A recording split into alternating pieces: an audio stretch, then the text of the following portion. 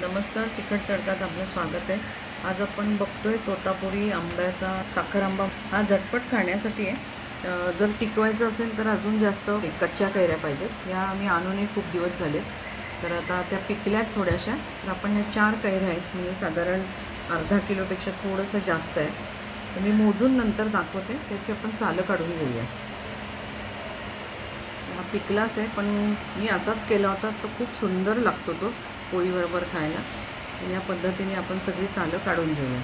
तर आपण सालं काढून झाली, तर त्याचे तुकडे करून घेऊया. तुकडे काय ते स्मॅशच होणार आहे. पिकलेल्या आंब्याचा मुरंबाच होणार आहे तो. या पद्धतीने आपण सगळ्या पोळीचा भाग काढून घेऊ. इथे आपण 0 केलं आहे या भांड्याचं वजन. तर याच्यात आपण या फोडी घालूया. तसा हा थोडा आगोड असतो आंबा. तुम्ही याच्यात एखादा आंबट आंबा घातला तरी चालेल, म्हणजे कैरी एवढीशी आरत कच्ची पिकलेली. हे किती झालं? हे 497 झालं, म्हणजे जेमतेम 500. तर साधारण आपण याला 300 ते 400 साखर घालू. तुमच्या आवडीप्रमाणे साखरेचं प्रमाण कमी जास्ती करा. हे बघा, आपण हे अर्धा कप आहे साखरेचा, म्हणजे 1 पाव किलो झाली साखर. ही आपण 300 ग्रॅम घेतली आहे. इथे आपण कढई ठेवली आहे तापत. त्यामध्ये आपण घालतोय थोडंसं तूप.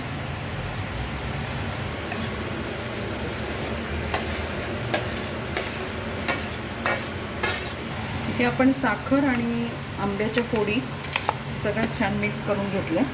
इथे आपण तुपामध्ये घालूया.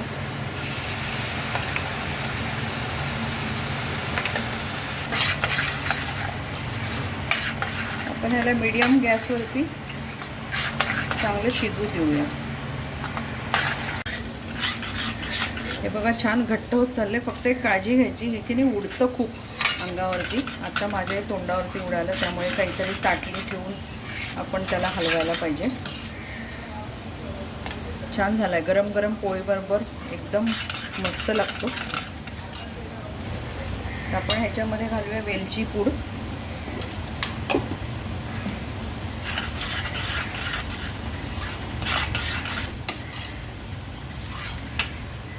ते मी 2-3 काड्या केशरच्या घालते, ऑप्शनल आहे. आता आहेत म्हणून मी घातल्या. आपल्या पिकलेल्या आंब्याचा तुम्ही जॅम म्हणाल, मुरब्बा म्हणाल, जे तुमच्या आवडीचं नाव असेल ते घ्या.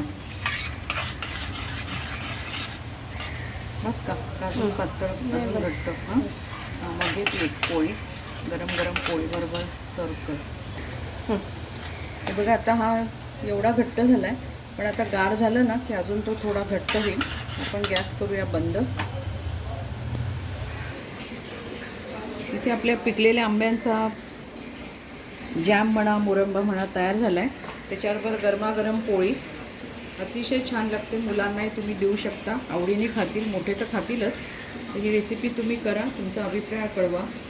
तसंच तिखट करा, लाईक करा, शेअर करा, सबस्क्राईब करा. परत आपण भेटू अशाच एका छानसं रेसिपीबरोबर. धन्यवाद.